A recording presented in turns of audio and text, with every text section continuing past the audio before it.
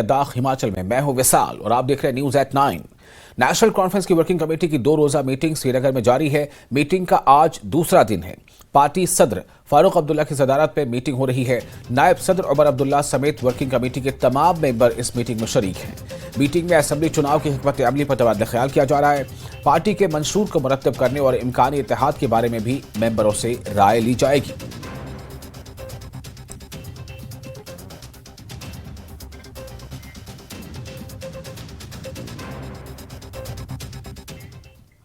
श्रीनगर में Jammu Kashmir national conference की वजह से आमला का 2 रोजा इजलास जारी है। इजलास का दूसरा दिन है। इजलास में इंतखाबी हिकमत अमली पर तबादला ख्याल किया गया।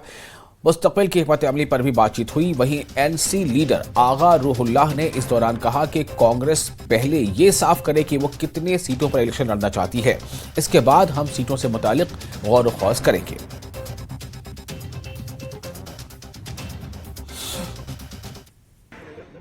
जम्मू कश्मीर के मेंबर ऑफ पार्लियामेंट आगा सैयद रूहुल्लाह मेहंदी साहब हमारे साथ हैं। पार्टी की वर्किंग कमेटी की मीटिंग चल रही है, तमाम तैयारियां हो रही हैं, लेकिन दिल्ली में जिस तरीके से पिछले दिनों कांग्रेस की मीटिंग हुई उसमें उन्होंने कहा कि हम 90 सीटों की तरफ देख रहे हैं, पार्टी को मजबूत करना है। तो क्या तमाम चीजें रहने वाली हैं? पार्टी में इस वक्त बात चल रही है, वर्किंग कमेटी अभी जारी है। हर एक सिनेरियो पे वहाँ पे बात की जाएगी, हर एक इम्कानात पे बात की जाएगी कि इत्तेहाद के साथ आगे जाना किस हद तक मुमकिन है और सही है, या अलग अलग अगर इलेक्शन लड़ना पड़ा तो उसके हवाले से क्या इम्कानात है। तो कांग्रेस भी अपनी असेसमेंट कर रही होगी, अपनी तंजीम के हवाले से पॉसिबिलिटीज़ को असेस कर रही होगी।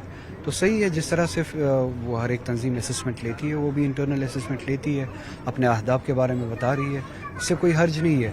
अब देखते हैं आगे जाके वर्किंग कमेटी भी कंक्लूड होती है, उसके अच्छा रहेगा कि उसके बाद ही फैसलों के बारे में बात की। कांग्रेस के लीडर्स ने कहा है कि वो ये देख रहे हैं कि कांग्रेस पार्टी जम्मू कश्मीर में सबसे बड़ी पार्टी बनकर उभरे और तमाम सीटों पर वो चुनाव लड़े। पार्टी हर वार्ड पर जो 11,000 जो वार्ड्स हैं सब जगह मजबूत हो।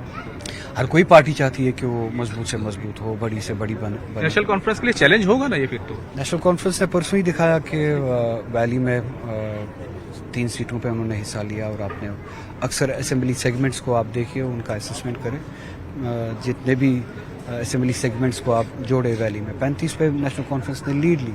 तो ये बात जाहिर है कि नेशनल कॉन्फ्रेंस अच्छी सिचुएशन में है, मजबूत सिचुएशन में है। हमने जम्मू डिवीज़न में इंतखाबात में हिस्सा इसलिए नहीं लिया क्योंकि हम इंडिया अलायंस के हिस्सेदार थे और हमने वहाँ पे कांग्रेस की हिमायत की। अब अगर फैसला किसी और कोई और करवट लेता है, तब ये भी बात साबित होगी कि नेशनल कॉन्फ्रेंस कहाँ पे मजबूत है, कहाँ पे नहीं है। अभी ये कबल वक्त होगा, अभी आप कांग्रेस को फैसला लेने दीजिए, उसके बाद नेशनल कॉन्फ्रेंस को एसेस करने दीजिए, उसके बाद इन चीज़ों पर। इंडिया अलायंस में से अलग हो गई थी पीडीपी चीफ महबूबा मुफ्ती, उनकी तरफ से बयान आया है। कुछ पार्टियां ये समझ रही थी, खासतौर से उनका इशारा नेशनल कॉन्फ्रेंस की तरफ है कि पीडीपी खत्म हो गई, उनको जवाब दिया जाएगा असेंबली इलेक्शंस में। जवाब दे, सब सुने, सबको पता चलेगा। देखिए, हम इस वक्त न किसी को जवाब देने के लिए इलेक्शन के हवाले से बात कर रहे हैं, न किसी को नीचा दिखाना है, न किसी को ऊंचा। ये तंजीमी लड़ाई इस वक्त नहीं है। जम्मू कश्मीर में लड़ाई उससे बड़ी है, चैलेंज उससे बड़ा है। अब अगर वो अभी भी इस लैंग्वेज से बाज नहीं आते हैं तो ये हमारी बदकिस्मती है। मैं ज़ाती तौर हमेशा कोशिश करता हूँ कि जम्मू कश्मीर की आवाम और सारी तंजीमें इस बात को समझे कि हमें एक साथ बड़े हदफ के लिए लड़ना है। तो अगर इन छोटी सियासतों में फिर कहते हैं कि फिर जब यहाँ से रद्द अमल आता है, फिर उस रद्द अमल को कहते हैं कि देखिए जी, इन्होंने हमें अलायंस में जगह नहीं दी। अब माहौल वो खुद बनाते हैं इस चीज़ के लिए।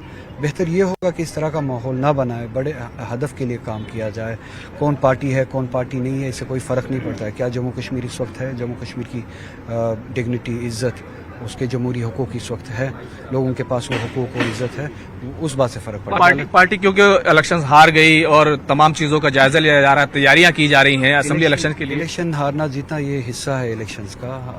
उस वजह से हम किसी के खिलाफ दुश्मनी नहीं पालते हैं, जहर नहीं पालते हैं। और रही बात आने वाले असेंबली इलेक्शन की, हम अपने तौर पे तैयारी कर रहे हैं, काम शुरू हो गया है। और नेशनल कॉन्फ्रेंस एक बहुत बड़ी मजबूत जमात है और मुझे नहीं लगता कि उस जमात को किसी से डरना चाहिए। बहुत बहुत शुक्रिया बातचीत करने के लिए।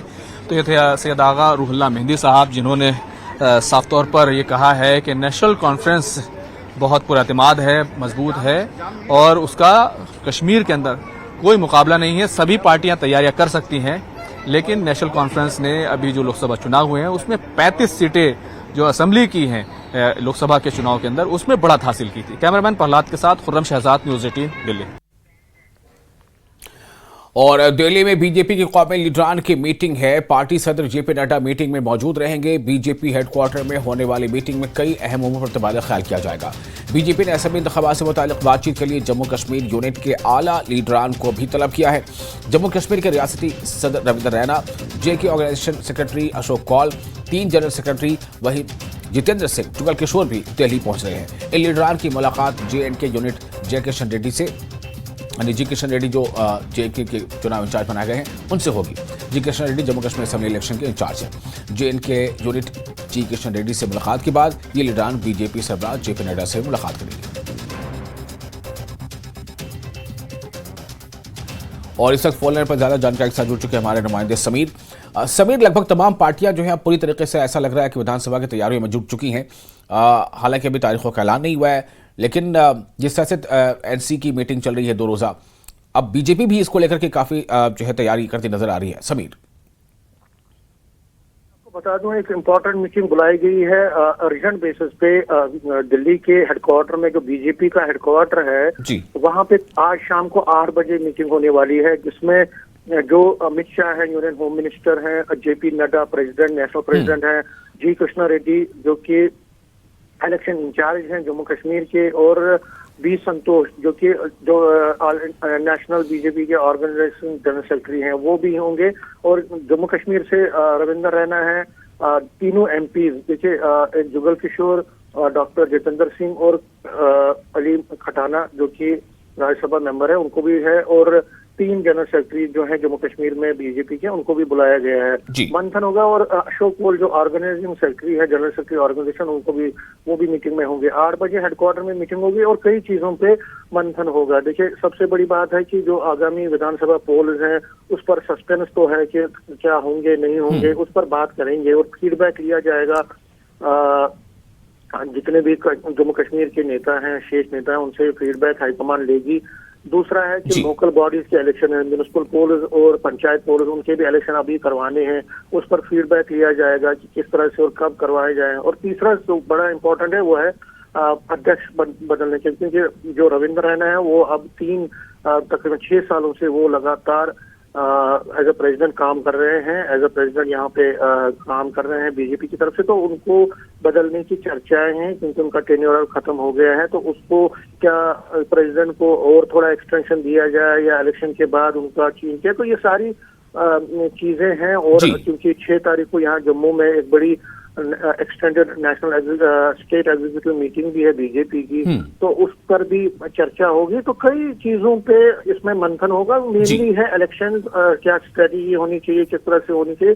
लेकिन जिस तरह से इनको बुलाया गया है सभी नेताओं को, उससे लगता है कि कोई बड़ा फैसला वहां पे हो सकता है। अब ये फैसला क्या होगा क्या नहीं होगा वो शाम को 8 बजे जब ये सारे लोग वहां पे बैठेंगे, मंथन करेंगे, तो उसके बाद ही पता चलेगा। लेकिन बीजेपी असेंबली इलेक्शंस के लिए भी तैयार है, लोकल बॉडीज और पंचायत पोल्स के लिए भी उन्होंने कमर बस्ता किया है। और जो सबसे बड़ी बात है कि अभी प्रेसिडेंट का चुनाव होना है पार्टी में, कई नाम हैं जिनको जो प्रेसिडेंट के रेस में है, तो फाइनली किस पे जाता है या क्या एक्सटेंशन उनको थोड़ा और मिल सकता है, वो देखने वाली बात होगी। लेकिन इम्पोर्टेंट मीटिंग है और इलेक्शन के मतलब जितनी भी तैयारियां हैं बीजेपी कई दिनों से कर रही है। अब लोकसभा इलेक्शन में पार्टी ने 2 सीटें जम्मू और उधमपुर की सीट जीती थी, जो आपको पता ही होगा, लेकिन पार्टी उतनी ज्यादा परफॉर्म नहीं कर पाई। और कांग्रेस ने पिछले 10 साल में पहली बार कई असेंबली हलकों में लीड ली, जो कि बीजेपी के लिए बड़ी चिंता और बड़ा कंसर्न पैदा कर गया। तो उसको देखते हुए कि कहाँ पे कोताहियां हुई हैं, कहाँ पे खामियां हुई हैं, कहाँ पे कमजोरी दिखी है, क्यों दिखी है, उसका रीजन टटोलने की कोशिश की जाएगी। और आगे जो मोदी सरकार ने पिछले 10 साल में काम किया है जम्मू कश्मीर के लोगों के लिए, जहाँ वेलफेयर स्कीम्स, प्रोजेक्ट्स और बाकी स्कीम्स जो इम्प्लीमेंट की हैं, उसमें उसको घर घर तक किस तरह से पहुंचाया जाए और जो बूथ लेवल पे किस तरह से मजबूती और लाई जाए पार्टी में, और किस तरह से आगामी विधानसभा पोल्स या जो लोकल बॉडी म्युनिसिपल पोल्स के लिए तैयारी की जाए। तो इन सारी चीजों का इसमें एक डिटेल्ड रिव्यू होगा और डिटेल्ड स्ट्रेटेजी फिर बनेगी, क्योंकि अब बीजेपी भी अपने आक्रामक और चुनावी मोड में आ गई है। नेशनल कॉन्फ्रेंस हो, उनकी वर्किंग कमेटी की मीटिंग तो चल ही रही है कश्मीर श्रीनगर में। इसी तरह से कांग्रेस और पीडीपी भी अपने अपने तरीके से तेजी ला रही है और बाकी जो छोटी पार्टियां हैं वो भी अपने तरीके से अब चुनावी माहौल में हैं। लेकिन अब ये देखना पड़ेगा कि क्या क्या डिसीजन आज यहाँ पे होते हैं शाम को, जो दिल्ली में जो बैठक है 8 बजे, और क्योंकि अमित शाह भी होंगे, जेपी नड्डा हैं, जय कृष्णा रेड्डी, तो ऐसे बड़े बड़े नेताओं के उसमें शामिल होना और अर्जेंटली इनको बुलाना कहीं ना कहीं एक बड़े फैसले की तरफ हम जा रहे हैं। और हो सकता है कि ये बड़ा फैसला हो कि उनको कहा जाए कि आप असेंबली इलेक्शन के लिए तैयार हो जाइए, क्योंकि आज ये चर्चा है कि जो सुप्रीम कोर्ट की गाइडलाइंस है कि सितंबर तक इलेक्शन यहाँ पे होनी चाहिए, और अमरनाथ यात्रा भी 19 अगस्त को खत्म हो रही है, और उसके बाद कहा जा रहा है कि 19 अगस्त को ये यात्रा खत्म होगी, उसके बाद ही यहाँ पे अधिसूचना जो नोटिफिकेशन जारी हो सकती है। तो वो सारी चीजें बिल्कुल। समीर, बहुत शुक्रिया आपका तमाम जानकारी के लिए। तो समीर ने हमें बताया कि किस तरह से लगभग तमाम पार्टियां अपने अपने तौर पर सरगर्म हो गई हैं। मीटिंगों का सिलसिला शुरू हो चुका है, चिंतन मंथन का दौर शुरू हो चुका है, और साफ ये इशारा मिलता है कि अनकरीब ही जो है असेंबली इंतखाबात की तैयारियां सामने, जो तारीखों का ऐलान भी शायद हो जाए। इसके साथ ही यहाँ रुकेंगे छोटे से ब्रेक के लिए। ब्रेक के बाद खबरों का सिलसिला जारी रहेगा।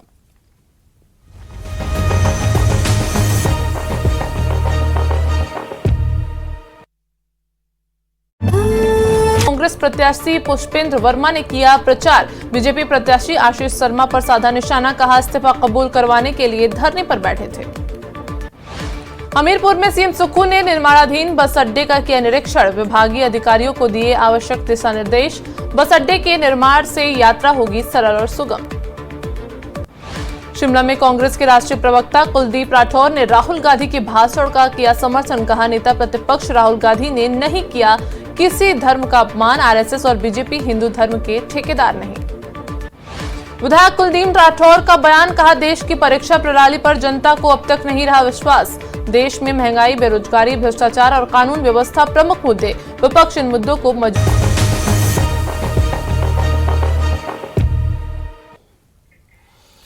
ब्रेक के बाद एक बार फिर आपका स्वागत है न्यूज 18 जेके एलिच में। मैं हूं विशाल और आप देख रहे हैं न्यूज एट 9। बारबाडोस में बेरिल तूफान के कारण फंसी T20 वर्ल्ड कप चैंपियन भारतीय टीम वतन वापस लौट आई है। दिल्ली में एयरपोर्ट पर चैंपियंस के स्वागत के लिए फैंस की भारी भीड़ मौजूद थी। टीम इंडिया को लेने के लिए बीसीसीआई ने स्पेशल फ्लाइट भेजी थी। टीम इंडिया के खिलाड़ी आज प्रधानमंत्री नरेंद्र मोदी से मुलाकात करेंगे। सुबह 10 बजे से 12 बजे तक मुलाकात का कार्यक्रम है। इसके बाद टीम मुंबई रवाना होगी। मुंबई में रोड शो के बाद वानखेड़े स्टेडियम में टीम के खिलाड़ियों का सम्मान समारोह होगा। भारतीय टीम 13 सालों बाद T20 वर्ल्ड कप जीती है।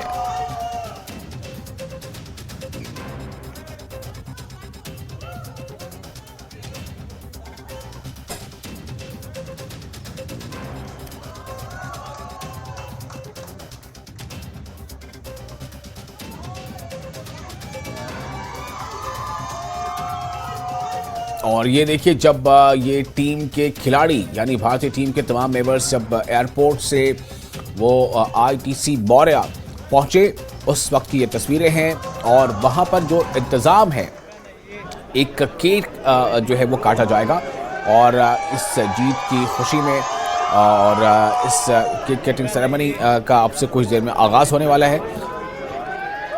तो इस भारतीय टीम की जीत की खुशी में जो वहाँ पर भी केक काटे जाने हैं, उसको लेकर वहाँ तैयारियां हो रही हैं। लोग उसकी फोटोग्राफ्स ले रहे हैं, और आप देखें किस तरह से वहाँ पर एक एक करके खिलाड़ी जो है वहाँ से जाते नज़र आ रहे हैं। तो इसमें आप रोहित शर्मा को भी देख सकते हैं, इसमें विराट कोहली भी आपको देखे जा सकते हैं। तो वहाँ पर तैयारियाँ हैं, और ITC मौर्या में इस वक्त टीम इंडिया के जो मेंबर्स हैं वो पहुँच चुके हैं।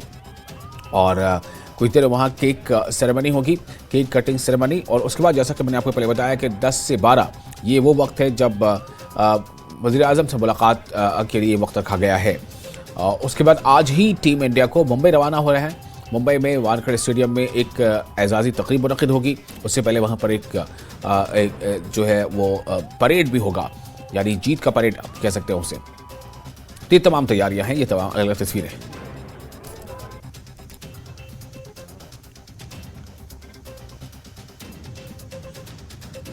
आईटीसी में तस्वीरें आपको दिखा रहे हैं कि सारी भारतीय टीम के क्रिकेटर्स जो हैं एक एक करके पहुंच रहे हैं और ये तस्वीरें आप देख रहे हैं एक एक करके सभी क्रिकेटर्स यहाँ तस्वीरों में नजर आ रहे हैं जो यहाँ पर खड़े हैं। तस्वीरों में आपको अर्शदीप नजर आ रहे हैं, मोहम्मद सिराज और ये तमाम लोग यहाँ पर पहुंच रहे हैं। पूरी टीम की तस्वीरें यहाँ पर आप देख रहे हैं। Rahul Dravid coach Indian national team के, उनकी तस्वीरें आपको यहाँ पर दिखा रहे हैं जो होटल में आ चुके हैं, लोगों से हाथ मिला रहे हैं और यहाँ से अब ऊपर की तरफ जा रहे हैं। पूरी टीम एक एक करके यहाँ पर आ चुकी है। आज प्रधानमंत्री से इन्होंने मिलना है और आज उनके साथ मीट का प्रोग्राम है। उससे पहले तमाम लोग होटल पहुंच रहे हैं।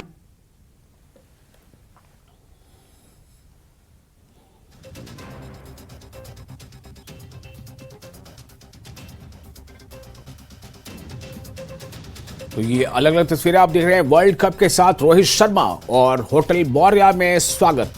होटल मौर्या में स्वागत हुआ है टीम इंडिया का, जैसे मैंने आपको पहले बताया। और वर्ल्ड कप केक जो है वो आप तीसरी तस्वीर में देख सकते हैं, जिसे इसी केक की सेरेमनी होनी है, केक कटिंग सेरेमनी। और पीएम मोदी से आज इनकी मुलाकात होगी, टीम इंडिया के तमाम खिलाड़ियों की। ये मुलाकात का वक्त भी जो है वो 10 बजे के बाद का वक्त है। तो ये 4 अलग अलग तस्वीरें हैं किस तरह से टीम इंडिया जब एयरपोर्ट से होटल मौर्या पहुंची है और उसमें जो वहाँ भी जो मौजूद लोग हैं वो किस तरह से उन्हें ग्रीट कर रहे हैं और होटल मौर्या में स्वागत हुआ है उनका। फिर अब ये केक काटा जाना है, ये केक कटिंग सेरेमनी होनी है और वज़ीर-ए-आज़म से आज टीम इंडिया के मेंबर्स की मुलाकात होगी। यानी कुल मिलाकर हर तरफ जोश है, हर तरफ खुशियाँ ही खुशियाँ हैं। और जब टीम इंडिया के जो खिलाड़ी हैं वो जब मुंबई पहुँचेंगे तो वहाँ का कुछ और ही नज़ारा होगा।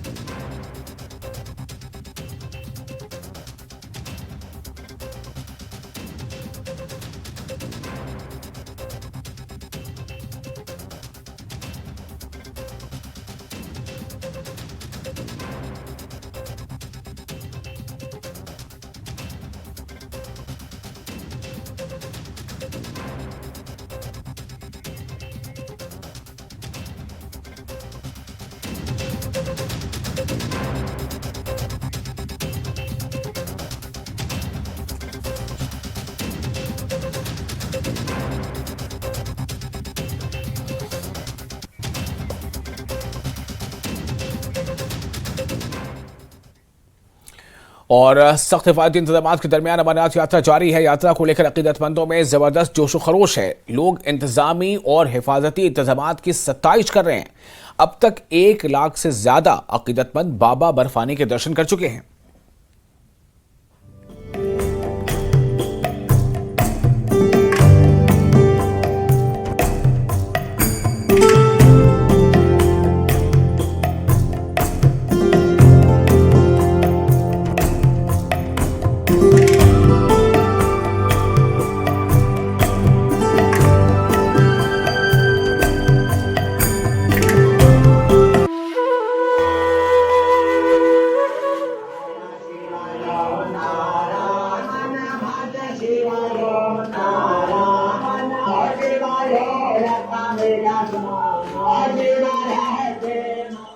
अमरनाथ यात्रा को लेकर बाबा भोले के भक्तों में खासा उत्साह है।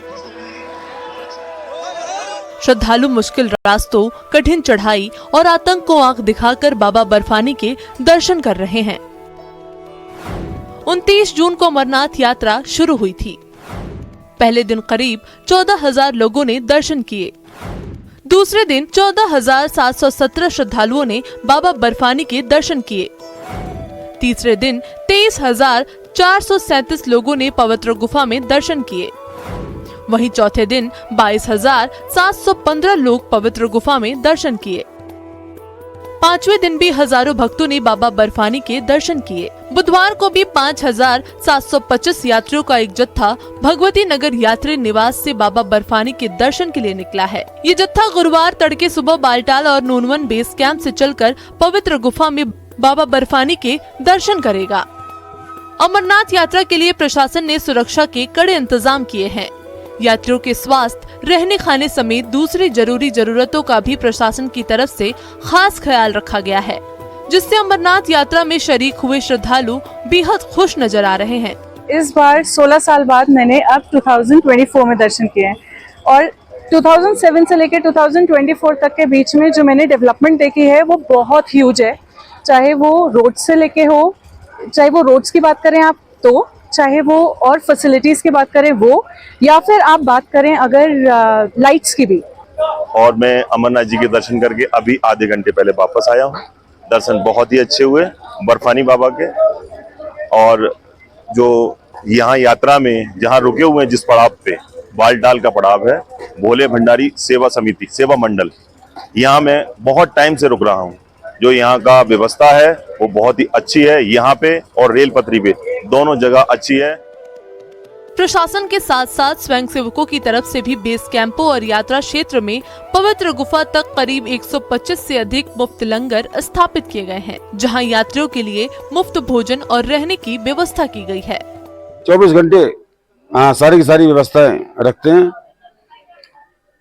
जैसा कि आप लोग सब जानते हैं, यात्रा में जिस तरह का रश यहाँ पर होता है, मेरी समझ से एक दिन के अंदर 15 से 20 हजार यात्री दर्शन कर जाते होंगे। और हमारे यहाँ उनकी कोई प्रॉब्लम नहीं होती, कितना यात्री आ जाए, कितना भी कोई आ जाए, हमारे यहाँ कोई दिक्कत नहीं होती। हम पूरी की पूरी उनकी व्यवस्था करते हैं। यात्रा के दौरान मिल रही इन सुविधाओं को लेकर यात्रियों में खुशी और संतुष्टि साफ दिखाई दे रही है। न्यूज़ 18 के लिए श्रीनगर से जावेद अहमद की रिपोर्ट। और जिला बडगाम के मागाम में G20 से पहले म्युनिसिपल कमेटी मागाम के हुदूद के लिए लाखों रुपए की मालियत के साइन बोर्ड तो बनाए गए, लेकिन आज तक इतना अरसा गुजर जाने के बावजूद ये नस्ब नहीं किए गए। लोग सवाल उठा रहे हैं कि ये सरकारी खजाना जाया किया जा रहा है, क्यों किया जा रहा है। मागाम में तमाम ये पड़ा हुआ साजो सामान अब जंगालूद हो रहा है। जब न्यूज़ 18 के हमारे नुमाइंदे मुनीर हुसैन हुर्रा ने डायरेक्टर अर्बन लोकल बॉडीज और executive officer municipal committee Magam से पूछा तो उन्होंने अलग अलग जवाब दिए।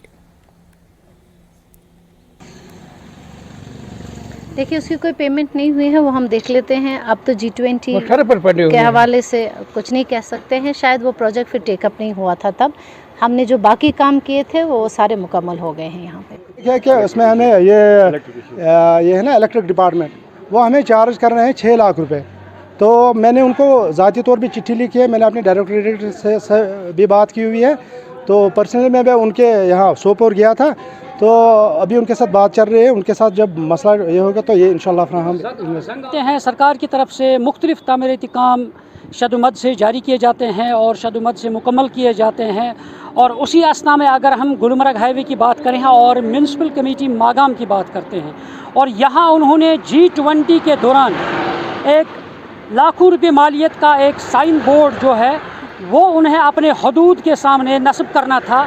एक तो गुलमर्ग यानी टंगमर्ग साइड में, एक तो श्रीनगर साइड में, दोनों अतराफ में ये साइन बोर्ड जो आप देख रहे हैं, और ये उन्हें नस्ब करने थे। और आज इतना वक्त गुजर चुका है, लेकिन ये अब जंग आलूदा हो रहे हैं और सरकारी ख़जाना ज़ाया हो रहा है। और म्युनिसिपल कमेटी मागाम हो या डायरेक्टर अर्बन लोकल बॉडीज़ जो है, और ये अब कासिर हैं इस बोर्ड को नस्ब करने में। और यह आप देख रहे हैं कि किस तरह ये जो इसका साजो सामान है, चाहे इसके कदावर पोल्स जो यहाँ पे पड़े हुए हैं, और ये सामान जो है, ये बोर्ड जो है ये पड़ा हुआ है, और अभी तक इसको यहाँ पे नस्ब करने से कासिर रहे हैं, उन्होंने ये लगाया नहीं है। और इस तरह से ये जो बोर्ड्स हैं ये सरकारी ख़जाना ज़ाया हो रहा है, और इसको लगाने की कोशिश करनी थी। अगर इस पर खर्च हुआ है, पैसा खर्च किया गया है सरकारी ख़जाने से, मगर आज तक इसका कोई पुरसान हाल नहीं है, इसका कोई मालिक नहीं है। और इसलिए